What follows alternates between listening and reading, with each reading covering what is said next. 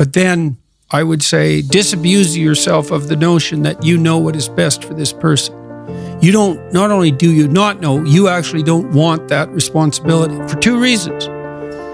Let's say they do what you say and something good happens to them. Well, whose victory is that? Yours or theirs? And if it's yours, did you just steal it? And then let's say they fail following your advice. Well, they pay the price for that. And you can skip away merrily and say, well, I should have spoke more carefully. It's like, you don't mess about with people's destiny. You do not know where they're headed. Now, having said that, you ask people questions, real questions, you know, like, how are you feeling? Oh, I'm not doing so good today. Well, you know, what's up? What's going on? And you can't think, well, I'm going to ask questions to lead this person in a particular direction, because that's the same game, the same instrumental game. You have to see what it is that you want to know. And if you ask people questions and you really listen, they will untangle themselves. And that's partly why people love to be attended to, you know? Like, if I meet people on the street, you know, I ask them their name. They're all usually flustered when they come up to me. They don't really want to interrupt me, and then they're flustered. And the first thing I do is shake their hand and ask them their name. And I listen, you know? Not that good at remembering names, but I listen to it. And they know how to say their name, and so it kind of settles them down, and then it sort of marks them out as a person against the background, eh? And then if I pay attention to them and listen, they will tell me something in like 10 seconds that I need to know, because they have something to say, you know? And then if you listen, people tell you what they have to say, and then you get wise because you collect all that. And so you want to help someone.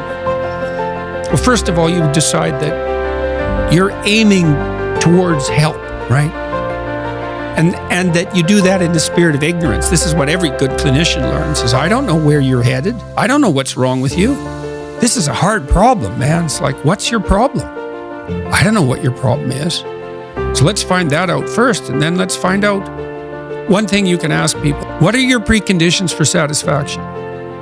Now, I wouldn't state it like that. It's like, if I could give you what you wanted right now in the context of this argument, and I wasn't doing it in a manipulative way, what is it that I would have to say or do that would in principle satisfy you?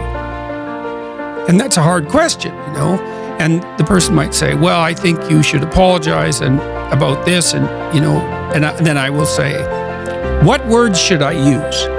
And they'll say, well, if you loved me, you'd know. And I would say, no, I'm stupid and ignorant, and I don't know what the right words are to satisfy you. So why don't you give me a hand with that, and I'll utter them inelegantly and awkwardly in a good faith demonstration of my commitment to peace. And that won't be so good, because maybe it would have been better if I came up with it myself, but maybe next time I can do slightly better.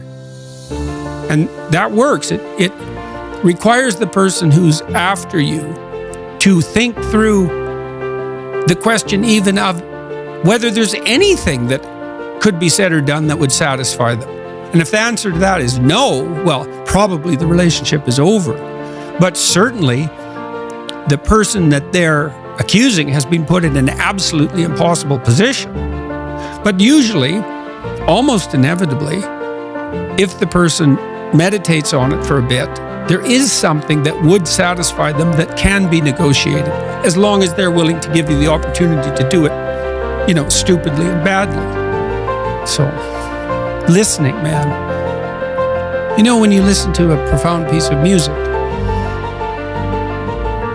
one that sort of spans the whole emotional experience, it's not happy. Happy is elevator music, and probably you just shouldn't listen to that at all. Right? And you think, why? Well, it's harmless, it's treacly, it's sweet, simple, it lacks depth, it's shallow, that's a problem. It doesn't have that deep sense of awe and horror, I would say, that is characteristic of the best of all music. You know, you listen to some simple music, so-called. Hank Williams is a good example. You know, the blues cowboy from the 50s. Simple melody, you know, but there's nothing simple in the song. and in the voice. It's deep, it's like the blues. It's like black blues in the States from the 20s, and it was certainly influenced by that tradition.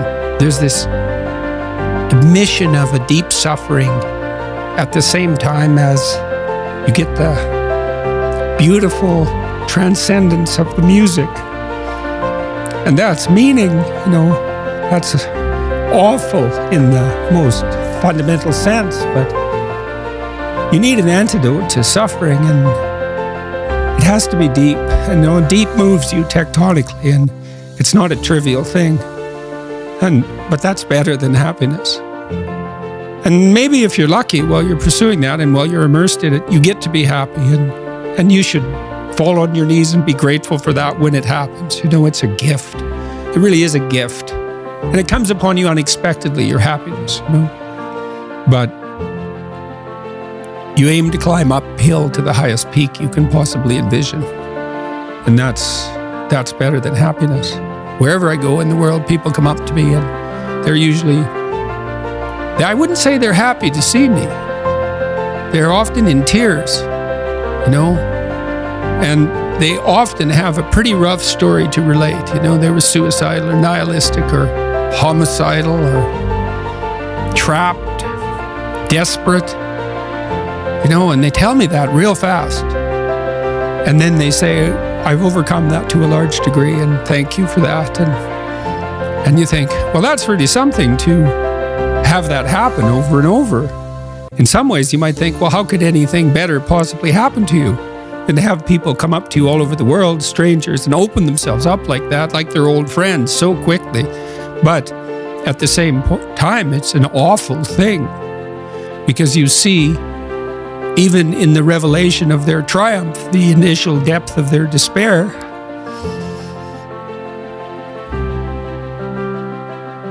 So I wouldn't change that. But it's not nothing. It's certainly not just happiness. It's better than happiness, but it's almost unbearable.